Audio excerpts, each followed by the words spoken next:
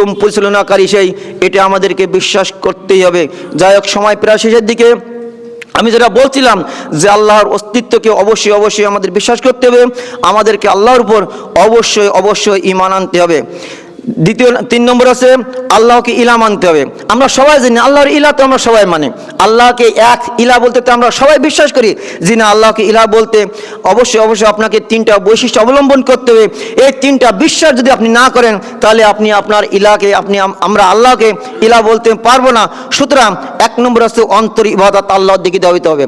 অন্তরে আপনি যে ইবাদত করছেন, সবসময় বলছেন হে আল্লাহ রাব্বুল আলামিন, আপনি আমাকে জাহান্নাম থেকে বাঁচান। হে আল্লাহ রাব্বুল আলামিন, আমি একমাত্র আল্লাহকে তোমাকেই ভয় করি। হে আল্লাহ রাব্বুল আলামিন, আমাকে জান্নাত দেন। এই যে সবসময় অন্তর্ভীতি ইবাদত করছেন, এই একমাত্র সম্পূর্ণ কার্য নিতে হবে, একমাত্র আল্লাহর জন্য ধাবিত হতে হবে। 2 নম্বর মুখের ইবাদত।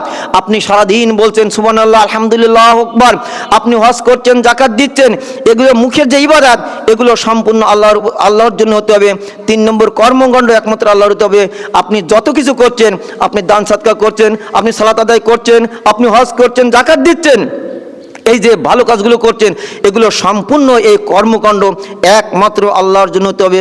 আল্লাহ রাব্বুল আলামিন আমাদের সবাইকে পবিত্র কোরআন ও সহিহ হাদিস অনুযায়ী আল্লাহর উপর ঈমান আনার তৌফিক দান করুন, আল্লাহুম্মা আমিন। 2 নম্বর বলছিলাম আল্লাহর উপর ঈমানের বৈশিষ্ট্য 1 নম্বর। 2 নম্বর হচ্ছে আল্লাহর প্রশস্ততা। আল্লাহর প্রশস্ততা বলতে আমরা জন্য আল্লাহর হিদায়াত লাভের অন্যতম দ্বিতীয় উপায় আছে অন্তর প্রশস্ততা। অন্তর প্রশস্ততা বলতে এটাই বোঝায় যে আমরা যখন আল্লাহর ইবাদত করব, একমাত্র তাওহীদ পন্থী অর্থাৎ তাওহীদ ভিত্তিক আমাদের হতে হবে। আমাদের ইবাদতের জন্য কোনো প্রকার শিরক না থাকে। আমরা কেন শিরক করব? শিরক অর্থ কি? অংশ স্থাপন করা। আমি একটু সামান্য একটু উদাহরণ দিচ্ছি, সেটা আছে ধরেন আপনার স্ত্রী আপনাকে কত ভালোবাসে, আপনি আপনার স্ত্রীকে সেই পরিমাণ ভালোবাসেন। এখন এই স্ত্রী যদি মনে করে আমি আপনাকে অর্ধেক ভালোবাসবো, আর পরকীয়া করে আরেকটা ছেলেকে অর্ধেক ভালোবাসবো, আপনি কি মেনে নেবেন? কেউ মেনে নেবে? কেউ মেনে নেবে না। যে আমার সাথে আবার আর একজন অংশ স্থাপন করাবে কেন? সুতরাং আপনার সামান্য স্ত্রী হয়ে যে আপনার ভালো মন্দ কিছু করতে পারবে না, যে আপনার মৃত্যুবরণ কিছু করতে পারবে, মৃত্যুর সময় আপনার মৃত্যু থেকে রেহাই দেওয়ার জন্য সে তার কোনো ক্ষমতা নেই, বাঁচা মারার ক্ষমতা একমাত্র আল্লাহ রাব্বুল আলামিনের হাতে। অতএব সামান্য স্ত্রীর সাথে আপনি 2 ছেলের ভাগাভাগি বন্টন করতে পারছেন না ভালোবাসার দিক দিয়ে, আর একমাত্র আল্লাহ রাব্বুল আলামিনের মাধ্যমে সব কিছু আছে, অথচ তুমি কেন তার সাথে শিরক করছো? সুতরাং এগুলো থেকে আমাদের বিরত থাকতে হবে। 3 নম্বর সর্বদা আল্লাহ জিকির করা। আমরা আসলে আল্লাহ জিকির করতে জানি না। হিদায়াত লাভের অন্যতম উপায় আছে, সময় খুব সংক্ষেপ, 5 মিনিট সময় আছে। হিদায়াত লাভের 3য় উপায় হলো সর্বদা আল্লাহ জিকির করা। আল্লাহ রাব্বুল আলামিন বলছেন ফাজকুরুনি আযকুরুকুম ওয়াশকুরুলি ওয়ালা তাকফুরুন। সূরা বাকারা বলেছে হে বিশ্বাসীগণ, তোমরা আমাকে বিশ্বাস করো, আমাকে স্মরণ করো, আমি আল্লাহ রাব্বুল আলামিন তোমাদেরকে স্মরণ করব। সুতরাং সবসময় আল্লাহকে স্মরণ করতে হবে। আপনি চলাফেরায়, উঠা বসায়, খাওয়া বসায়, এমনকি যখন ঘুম থেকে উঠবেন, ঘুমাতে যাবেন, সবসময় একমাত্র আল্লাহকে জিকির করতে হবে, আল্লাহকে ডাকতে হবে। আবু হুরায়রা বর্ণিত রাসূলুল্লাহ সাল্লাল্লাহু আলাইহি ওয়াসাল্লাম বলছেন, আল্লাহ বলছেন আমি যেরূপ বান্দা আমাকে যেরূপ ধারণা করে, আমি বান্দার সাথে থাকি, যখন বান্দা আমার সাথে থাকে, যখন বান্দা আমাকে গোপনে স্মরণ করে, চুপি চুপি আমাকে ডাকে, আমি আল্লাহ রাব্বুল আলামিন তাকে প্রকাশ্যে ডাকি। সুবহানাল্লাহ। কোনো বান্দা যদি আমার দিকে কি করে জনসম্মুখে আমাকে স্মরণ করে, আমি আল্লাহ রাব্বুল আলামিন এর থেকে বড় সমুদ্রে তাকে জনসম্মুখে আমি তাদেরকে স্মরণ করি। সুবহানাল্লাহ। কোনো ব্যক্তি, কোনো বান্দা যদি আমার দিকে 1 বিঘাত পরিমাণ সরে আসে, আমি আল্লাহ রাব্বুল আলামিন তার দিকে 1 হাত সরে যায়। সুবহানাল্লাহ। অনুরূপভাবে কোনো বান্দা যদি আমার দিকে 1 হাত আসে, আমি আল্লাহ রাব্বুল আলামিন তার দিকে 2 হাত সরে যাই। সুবহানাল্লাহ। এরপর আল্লাহ রাব্বুল আলামিন বলছেন, কোনো বান্দা আমার দিকে যদি হেঁটে আসে, আমি আল্লাহ রাব্বুল আলামিন কথা দিচ্ছি আমি ওই বান্দার দিকে দৌড়ে যাই। সুবহানাল্লাহ। হাদিসটি বুখারী মুসলিমের 7505 নম্বর হাদিস, জিকির অধ্যায়। সুতরাং সর্বদাই আল্লাহ জিকির ভর থাকতে হবে, আমাদেরকে সবসময় আল্লাহকে স্মরণ করতে হবে। এই আরেকটা কথা না বললেই নয়, ফাতেমা রাদিয়াল্লাহু আনহা একদিন আলী রাদিয়াল্লাহু তাকে বলছেন যে আটা পিষানোর যে যন্ত্রণা, যে কষ্ট, এর জন্য যদি একটা খাদেম নিযুক্ত করতেন তাহলে খুব ভালো হতো। যাই হোক, এ কথা বলার পরে তিনি শুনলেন যে রাসূলুল্লাহ সাল্লাল্লাহু আলাইহি সাল্লামের নিকট কেউ একটি বন্দী রাখা আছে, তিনি সেখানে চলে গেলেন। ফাতেমা রাদিয়াল্লাহু আনহা যখন তার পিতার বাড়িতে গেলেন, যে দেখছেন যে পিতা বাড়িতে নেই, অর্থাৎ হযরত মুহাম্মদ রাসূলুল্লাহ সাল্লাল্লাহু আলাইহি সাল্লাম বাড়িতে নেই। এমন সময় আয়েশা রাদিয়াল্লাহু আনহাকে বলে আসলেন যে আমার পিতা হযরত মুহাম্মদ রাসূলুল্লাহ সাল্লাল্লাহু আলাইহি সাল্লাম বাড়িতে আসলে বলবেন যে আপনার মেয়ে ফাতেমা এখানে আসছিল। যাই হোক, হযরত মুহাম্মদ রাসূলুল্লাহ সাল্লাল্লাহু আলাইহি সাল্লাম যখন বাড়িতে প্রবেশ করলেন, বাড়িতে ঢোকার সাথে সাথে হযরত আয়েশা রাদিয়াল্লাহু আনহা তিনি বললেন আপনার মেয়ে ফাতেমা আপনার নিকট আসছিল একজন খাদেমের জন্য, তার আটা পিষায় রুটি বানাতে খুব কষ্ট হচ্ছে, যদি একটি বন্দি বা একটি খাদেম তাকে দিতেন তাহলে তার কষ্ট লাঘব হতো। এ কথা বলার পর হযরত মুহাম্মদ রাসূলুল্লাহ সাল্লাল্লাহু আলাইহি সাল্লাম তার মেয়ের বাড়িতে চলে আসলেন।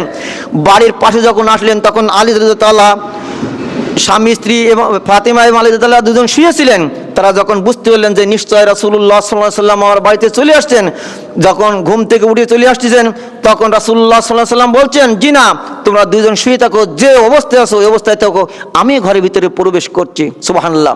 তিনি যখন ঘরের ভিতরে প্রবেশ করলেন, দেখেন স্বামী স্ত্রী দুইজন শুয়ে আছে, তখন বললেন হে ফাতেমা, তুমি যে জন্য আমার বাড়িতে গিয়েছিলে, যে কাজের জন্য গিয়েছিলে, আমি যদি এর থেকে উত্তম কিছু শিক্ষা দেয় তাহলে কি তোমাদের জন্য কল্যাণকর হবে না? তিনি বললেন অবশ্যই অবশ্যই হবে। তখন তিনি বললেন আজ থেকে আমি একটি তোমাদেরকে জিকির শিক্ষা দিচ্ছি, আজ থেকে তোমরা যখন প্রতিদিন ঘুমাবে তখন ঘুমানোর সময় 33 বার সুবহানাল্লাহ, 33 বার আলহামদুলিল্লাহ এবং 34 বার আল্লাহু আকবার বলে ঘুমাবে।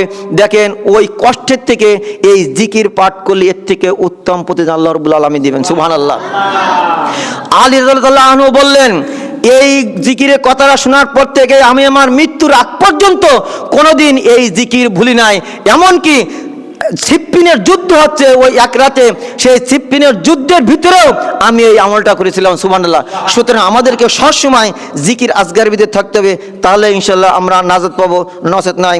এরপরে আল্লাহ রাব্বুল আলামিনের উপর ঈমান আনার চতুর্থ বৈশিষ্ট্য হচ্ছে কোরআন তেলাওয়াত করা। আল্লাহ রাব্বুল আলামিনের নিকটে আমাদের এক নম্বর সঙ্গী সাথী আছে এই পবিত্র আল কোরআন। এই কোরআন রাব্বুল আলামিন কিয়ামতের দিন হুজ্জাতুল লাক ওয়া আলাইকা রাসূলুল্লাহ সাল্লাল্লাহু আলাইহি ওয়াসাল্লাম বলছেন এই কোরআন আপনার পক্ষে বিপক্ষে সাক্ষী দিবে, সেদিন আপনাকে মুখমণ্ডল সব বন্ধ করে দিবে। যে সূরা ইয়াসিনের ভিতরে রয়েছে আলিয়া নাখতিমু আলা আফওয়াহিম, সেদিন আপনার সমস্ত মুখমণ্ডল বন্ধ করে দিবে। আল্লাহ রাব্বুল আলামিন সেদিন এই কোরআন সামনে এসে একেবারে এইভাবে দাঁড়াবে, এই কোরআন আপনাকে শাফাত করবে। সুতরাং এই কোরআনের সুপারিশ পেতে গেলে রব্বুল আলামিন যে আমাদেরকে জীবন বিধান দিয়েছেন, এই কোরআন সর্বদাই আমাদের তিলাওয়াত করতে হবে। আমরা হয়তো শিখতেও চাই না। রাসূলুল্লাহ সাল্লাল্লাহু আলাইহি ওয়াসাল্লাম বলছেন খায়রুকুম মান তাআল্লামাল কুরআন ওয়া আল্লামাহু, তোমাদের মধ্যে সর্বোত্তম ওই ব্যক্তি যে নিজে কোরআন শেখে এবং অপরকে শিক্ষা দেয়। সুতরাং আমরা কোরআন শিখতে চাই না এবং আমরা যারা জানি তাদের কাছে আমরা শিখতে চাই না। সুতরাং আমরা যারা এখনো কোরআন শিখতে পারি নাই, আমরা যারা আলিফ বা তাসা জানি, আপনি বেড়াচ্ছেন আপনি এটাই বলেন আলিফ বা তাসা। আপনি সূরা ফাতিহা জানেন, একটা মাত্র আয়াত জানেন আলহামদুলিল্লাহি রাব্বিল আলামিন, আপনি এই আয়াতটাই বারবার পড়েন। দেখেন এই কোরআন ওই একটা আয়াতের জন্য আপনার সুপারিশ করবে। আপনি সূরা ইখলাস জানেন কুল হুয়াল্লাহু আহাদ, যা 3 বার পাঠ করলে একবার কোরআন খতমের সওয়াব হয়। সুবহানাল্লাহ। সুতরাং যে যেখানে থাকেন না কেন অবশ্যই অবশ্যই আমাদেরকে কোরআন পাঠ করতে হবে। এরপরে হিদায়াত লাভের অন্যতম উপায় আছে সৎকর্মশীল ও উত্তম ব্যক্তিদের সাথী হওয়া। এটাই বলে আমি আমার বক্তব্য শেষ করার চেষ্টা করব ইনশাআল্লাহ। যদিও 2-3 মিনিট সময় পার হচ্ছে, আপনারা কিছু মনে করবে না, কারণ একটা বিষয় বলতে গেলে সেই বিষয়টা যদি সম্পূর্ণ না হয় তা আসলে খুব খারাপ লাগে বোঝাতে গেলে, যার জন্য অনেকে হয়তো রাগ করতে পারে। আমি তাদের কাছে ক্ষমা চেয়ে নিচ্ছি। খুব দ্রুতই বলছি আমি যে হিদায়াত লাভের অন্যতম উপায় হচ্ছে সৎকর্মশীল ও উত্তম ব্যক্তিদের সাথী হওয়া। আপনার চলাফেরায় জীবন দশায় উঠা বসায় আপনাকে অবশ্যই সঙ্গী সাথীর প্রয়োজন হয়, আর এই সঙ্গী সাথীকে অবশ্যই আপনাকে সৎকর্মশীল হতে হবে ও উত্তম ব্যক্তিদেরকে আপনার সাথী তৈরি করতে হবে। একটি বাক্য আছে সৎসঙ্গে স্বর্গবাস অসৎসঙ্গে সর্বনাশ, সেটা আমরা জানি না। সুতরাং আপনার এমনও সৎকর্মশীল এমনও তাকুয়ান ব্যক্তিদের সাথে চলতে হবে, যেরূপ একটি উদাহরণ রাসূলুল্লাহ সাল্লাল্লাহু আলাইহি ওয়াসাল্লাম বলছেন যে সৎকর্মশীল এবং অসৎকর্ম অর্থাৎ সৎ বন্ধু অসৎ বন্ধুদেরকে একটা উদাহরণ দেওয়া হয়েছে আতরওয়ালা এবং হাফরওয়ালা কামারের সাথে। এই জন্য উদাহরণ দিয়েছে যে আপনি যদি সৎসঙ্গীদের সাথে চলতে চান, যেমন আপনি যদি আতরওয়ালার সাথে চলেন, হয়তো আতরওয়ালার সাথে আপনি চলতে যেতে আপনি তার সাথে সুগন্ধ পাবেন, অথবা তার কাছে কিছু উপকার অর্থে কিছু কিনে নিতে পারবেন, অথবা সে আপনাকে কিছু ফিরিয়ে দিবে, কিন্তু সেটা কি আপনাকে ভালো লাগবে। এটা আছে সৎসঙ্গের সাথে স্বর্গবাস যেটা বলা হয়। আর অসৎসঙ্গ, আপনি যদি এখন কামারওয়ালা অর্থাৎ হাফরওয়ালার সাথে বেড়ান, আপনি হাফরওয়ালার সাথে থাকেন, হয়তোবা তার পাশে থেকে আপনি দুর্গন্ধ পাবেন, অথবা তার বসে থাকলে আপনার হয়তো ওই হাপরের আগুন ছিটে এসে আপনার জামা কাপড় পুড়ে যেতে পারে। এটা আছে অসৎ বন্ধু। সুতরাং সৎসঙ্গে স্বর্গবাস, অসৎসঙ্গে সাড়ে সর্বনাশ আমরা যেটা বলি। সুতরাং সৎকর্মশীল অবশ্যই হতে হবে। আপনার তাকওয়া, আপনার ফরজগারি দেখে আপনার বন্ধু নির্বাচন করতে হবে, সঙ্গী নির্বাচন করতে হবে। সবসময় মনে রাখবেন, তাকওয়াশীল হতে হলে ন্যায়পরায়ণ হতে হবে, সবসময় তাকওয়াশীল সত্যবাদী হতে হবে। একদিন রাসূলুল্লাহ সাল্লাল্লাহু আলাইহি ওয়াসাল্লাম নিকট এক সাহাবী উজুর পানি নিয়ে আসলেন এবং একটি মিসওয়াক নিয়ে আসলেন। এসে বলছেন, আনার পরে রাসূলুল্লাহ সাল্লাল্লাহু আলাইহি ওয়াসাল্লাম বলছেন, তুমি যে আমার নিকটে এই উজুর পানি নিয়ে আসলে, একটু মিসওয়াক নিয়ে আসলে, তুমি আমার কাছে কিছু চাও? তখন তিনি চাইলেন, বলছেন, হে আল্লাহ রাসূল, আমি আপনার নিকট জান্নাতে থাকতে চাই। রাসূলুল্লাহ সাল্লাল্লাহু আলাইহি ওয়াসাল্লাম বলছেন, জি না, তুমি অন্য কিছু চাও। তা ওই একই কথা যে রাসূলুল্লাহ সাল্লাল্লাহু আলাইহি ওয়াসাল্লাম, আমি আপনার সাথে পরকালে জান্নাতে থাকতে চাই। রাসূলুল্লাহ সাল্লাম বারবারই বলছেন, জি না, তুমি অন্য কিছু চাও। তখন রাসূলুল্লাহ সাল্লাম তাকে বলছেন যে, আমার সাথে যদি তুমি থাকতে চাও তাহলে তোমাকে অবশ্যই অবশ্যই নিয়মিত তাহাজ্জুদ সালাত আদায় করতে হবে। সম্মানিত উপস্থিতি, তাহাজ্জুদ সালাত আদায়ের কথা এজন্য বললাম, দেখেন সত্যবাদী আর ন্যায়পরায়ণ যদি হন তাহলে অবশ্যই অবশ্যই আপনাকে রাসূলুল্লাহ সাল্লাল্লাহু আলাইহি ওয়াসাল্লামের সাথে থাকা সঙ্গী হবে ইনশাআল্লাহ। সুবহানাল্লাহ। জান্নাতে থাকতে হলে আল্লাহ রাসূল সাল্লাল্লাহু আলাইহি ওয়াসাল্লাম নিজেই বলছেন, যদি কোনো ব্যক্তি সত্যবাদী হয়, ন্যায়পরায়ণতা হয়, সে আমার সঙ্গে জান্নাতে থাকবে। অথচ ওই সাহাবা যখন উজুর পানি আর মিসওয়াক নিয়ে গেলেন, তখন তাকে বললেন, আমার সঙ্গে থাকতে গেলে তোমাকে তাহাজ্জুদ সালাত আদায় করতে হবে। তাহলে সৎসঙ্গ অর্থাৎ সত্যবাদিতার ন্যায়পরায়ণতার কত গুরুত্ব, এটা আমাদের বোঝা উচিত। সম্মানিত উপস্থিতি, এরপরে আমাদেরকে আল্লাহ রাব্বুল আলামিনকে দোয়া করতে হবে সব সময়ের জন্য আমরা ভালো পথে চলতে পারি। এরপরে আরও কিছু বিষয় ছিল, কিন্তু সময় শেষ। পরিশেষে বলবো, আল্লাহর হিদায়াত লাভের উপায় আমরা যতগুলো এখানে পেশ করলাম, সময় সংক্ষেপের কারণে আপনাদের সবগুলো বলা সম্ভব নয়। রব্বুল আলামিন আমাদের সবাইকে হিদায়াত লাভের যে উপায়গুলো বললাম, আমি সহ আমরা সকলেই যেন মানতে পারি। রব্বুল আলামিন আমাদের সেই তৌফিক দান করুন। আল্লাহুম্মা আমিন।